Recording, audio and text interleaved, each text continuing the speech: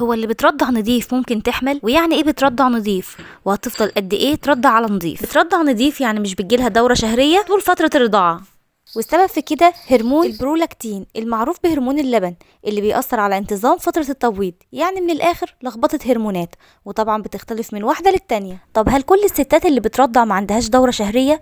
لا طبعا مش شرط، في ستات بتجيلها دورة منتظمة وبتبقى تقيلة عن المعتاد كمان، وفي ستات بتجيلها الدورة بس مش منتظمة على فترات، يعني بتيجي شوية وتقطع شوية، وفي ستات بتنقطع عندها الدورة فترة بعدين تفاجئهم وتيجي، وفي ستات تانية ما بيجيلهاش دورة خالص. الست عشان تحمل بتمر بمرحلتين: التبويض يعني البويضة صغيرة بتطلع وتستنى نصيبها، ممكن تتحول لجنين وممكن لا، والجسم احتياطي بيبدأ يكون جدار مغذي في الرحم عشان لو في بيبي يتعلق فيه ويبقى في امان. لو البويضة قابلت حد هتتحول لبيبي وهتستقر في الرحم والدورة مش هتنزل.